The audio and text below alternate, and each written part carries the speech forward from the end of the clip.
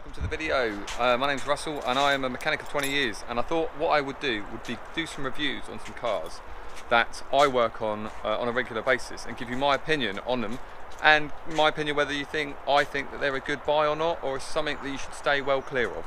So today, one of the first in this series is going to be 2016 Vauxhall Zafira. It's a 7-seater. Let me just quickly pop it open, show you. So this one is a 7-seater model. If you are after a 7-seater, that's probably why you're watching this video in the first place, and you want to know if it's any good or not. 7 seats, good. No space in the back too, really. There ever is in any of these cars. You can fit some small children in it. That's probably about all you're going to get. This is the 2-litre diesel version of it, which is a pretty robust diesel engine. It doesn't seem to have many problems, or I've not really come across many issues in the time that I have been a mechanic. The older Zafiras were pretty rubbish, to be fair. The petrols were terrible, they blew up a lot. The diesel was okay, but it's slow and just generally not a nice car. This is a 2016 model. They did have a facelift on the next model up, which if you can push it, I would probably say get the next model up, because this one is pretty dated inside. If you're not too fussed about that, that's fine, but I mean, this is the same as if it was a sort of 2011, 2010, so we're talking 10 years old now. They haven't really changed much styling. This is an SRI model, so it is a higher spec version on the inside. The seats are slightly nicer and everything like that, nicer wheels and bits and bobs on it. But yeah, as a whole, working on it, it's pretty easy to work on. I've just fitted some new rear pads in this one. I did do a video on it, but for some reason the sound didn't work, as I seem to be having that issue quite a lot. But yeah, no, I don't mind working on them. If someone phones me up, look at that, someone phones me up telling me that they've got a Zafira and it needs this or that, brakes, engine, suspension work, anything, doesn't really bother me at all. So I quite like working on them. The Vauxhalls are all okay generally across the board to work on anyway, and there's plenty of room in that around the engine.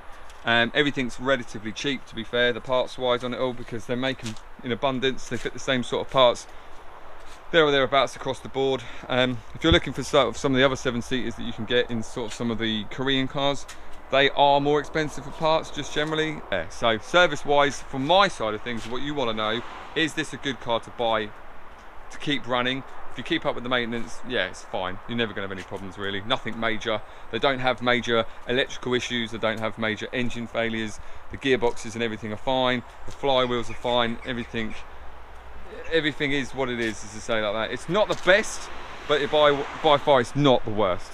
So yeah, if this is what you're looking for within your budget, I would look no further. As long as you're not bothered the fact that it's a pretty ugly car in respective of other ones, but it's a 7-seater, so you're not really going to be looking for looks. You're going for practicality, and space wise, you know, this has got it in abundance, so I don't really think you can go wrong. You know, it basically ends up being a small van as well. What you can do if you're looking for a car van, it's the one you want. So this is, as I say, the first in the series. I'm going to be doing some mechanical reviews, just quick overviews of them. If it's terrible, I'm going to tell you it's terrible. If it's good, I'm going to tell you it's good, and go from there. This is just my perspective as well. This isn't across the board. People disagree or agree. Let us know what your thoughts are on the car and what you think about my opinions on the cars in the comments.